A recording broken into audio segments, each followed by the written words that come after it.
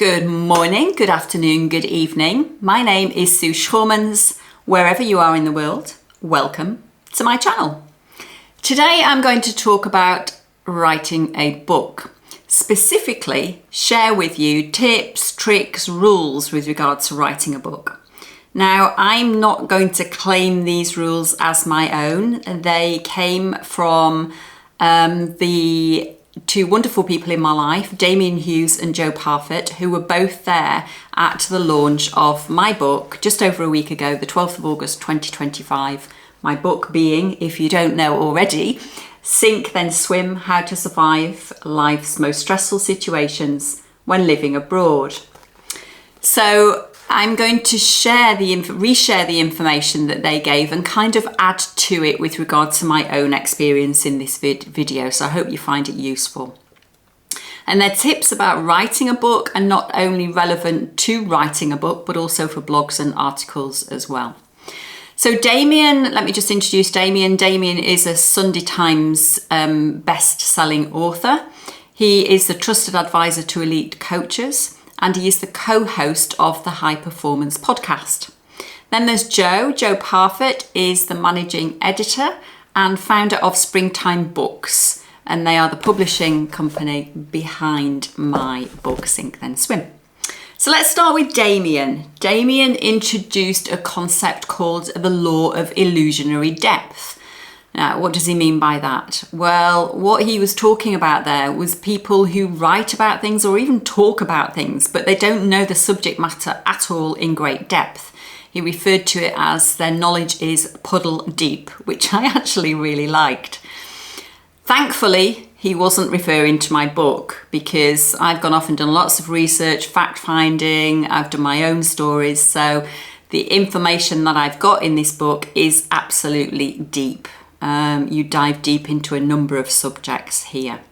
So that was the first tip he was saying is, for heaven's sake, whatever you are writing about, make sure you know your subject inside and out so that you can write about it. And let's be honest, if you don't know the subject matter inside and out, then you can't write for very long. Yeah, you haven't got the information to write about. So you definitely need to be writing about stuff that is not puddle deep in your knowledge bank. He then went on to share two rules about writing. The first one was that your first draft will always be rubbish. And he was absolutely right there. I don't know how many drafts of my book I've got. Yeah, there are lots, more than enough. But he's right. When you're writing your first draft, you will need to go back to it. You'll need to edit and edit and edit and edit and edit. And then you will need a proofreader, because the fact is, over that period of time, you get so engrossed in your book, it all becomes a bit of a fog. So you need somebody else to proof edit it. Thankfully, I had Paddy from the Springtime Books publishing team, who was fantastic. So yeah, your first draft will be rubbish, and you need to know that once you start writing. But of course, you've got to start writing. You've got to put pen to paper, and don't be afraid to do that. He then went on to talk about needing people who can give you constructive feedback, and he was absolutely right in this. So I engaged a number of test readers and asked them to be critical about my book. I didn't want, as he put it, feedback that will be, oh, it's a great book, I love the read, because that's absolutely useless as an author. It's of no value at all to you. You need feedback from them that is constructive, that says, well, actually, I think you could add more to this, or you could take that out and put it here. The opening part of your chapter is great, but actually your end is not so good. So you can kind of need to remind the reader of this. This is what you were talking about at the beginning. Whatever it is, you need that constructive feedback to make your book more meaningful to the reader. So get yourself a number of test readers. So that was the feedback from Damian, which was absolutely superb, and I thank him very much for that. He was also a test reader, so it was good. Then Joe came in, and she talked about, Joe was actually the master of ceremonies for the online launch, so thank you, Joe. But she talked about a number of issues concerning writing a book. Writing in general, they also apply to. They were absolute gems that she shared, so I'm going to share them with you, and I'm also going to use some props. Now, the theme of the online launch was water related, as you would expect, sink then swim, and it was more beach focused, so these props will relate to that.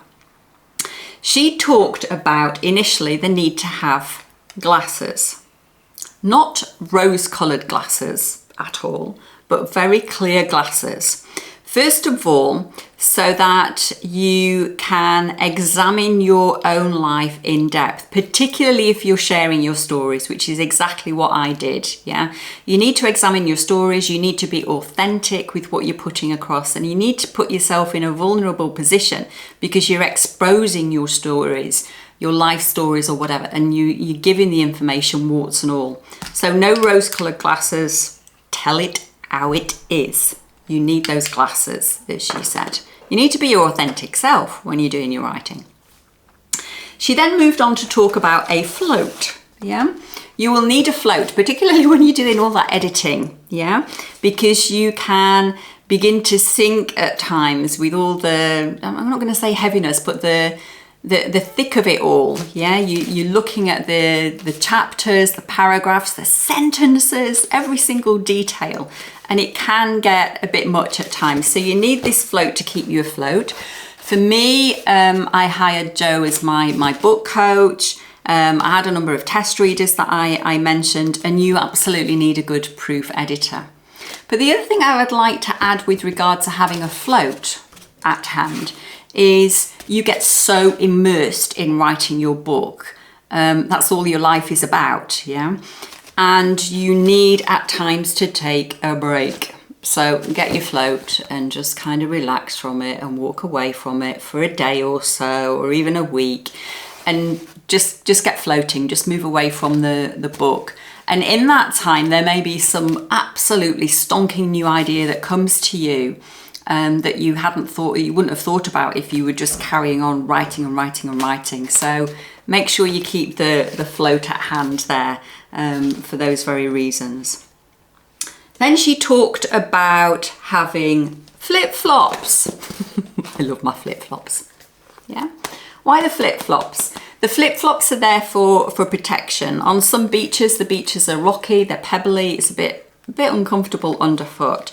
So she was referring to having some protection, particularly on the journey of writing and also the editing process and also the publishing process. It can get a bit rough at times, and you might get some surprises thrown in there, whatever they may be. So important to have your flip-flops as protection along the way, to protect yourself and enable you to keep going, in essence. Then the final thing she talked about was having a hat. And I love this. I liked her hat, but I like my hat too. This hat, just digressing, this hat I bought just before I went on holiday to Tanzania in 2002. And I was on a safari holiday. It was a singles holiday. I just love this hat. And that's where I met Hans, my now husband, who I've been married to for 21 years. So, back to the hat. Why do you need the hat? Like the flip-flops, it's here to protect you. It's naturally here to protect you from the sun, but also to protect you from what people say about your book, particularly if you've interviewed, well, first of all, the people that you've interviewed for the book, which I did.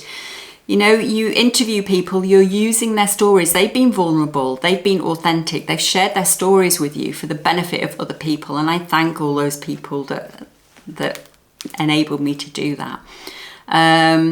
But they read the stories and, oh yeah, it's a bit of a, oh my God, that's me in there. So you need that protection as well. What I did, and I give this as a tip to others, is don't just interview them and then just leave them hanging.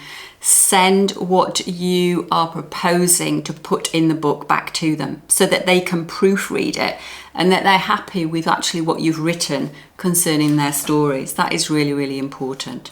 So you need that protection for those people that you've interviewed. You also need the protection in terms of, you know, what kind of feedback am I going to get about my book? How is it going to be received? Will they like it? Will they also come back with constructive feedback, which is, of course, important.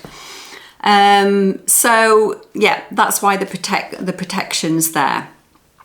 The other thing with regards to the hat is to protect yourself, because yeah, once it's out there, and you have kind of no control over it. I remember when, it's not so long ago, I pressed the button on an article called What If.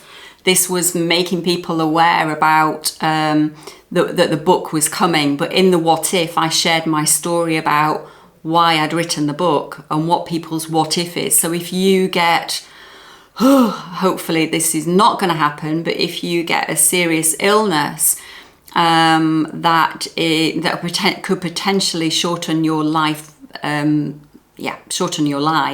then what are you going to do with the rest of your life, time that you've got? Well, for me, I wrote the book, but once I pressed the button, that information was out there, and then, you know, it gets shared, it gets commented on, etc. It's in the world, and it's the same with the book. So, you know, perhaps you need a little bit of protection with regard to what people are commenting about you and your fame once your book is out there, because that's what happens.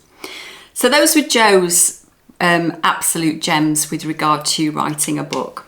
So hopefully that's been helpful. Whether you're writing a book or you're intending to write a book, you're dreaming about writing a book, get writing, or writing blogs or articles or whatever. Hope you found both Damian's and Joe's feedback, tips, tricks and rules of value, and my little additions to that. And that's it for today. Hope you enjoyed it. If you did, please like, share and comment. And if you're not already one of the subscribers, thank you to those of you that have subscribed already, because this channel is fairly new.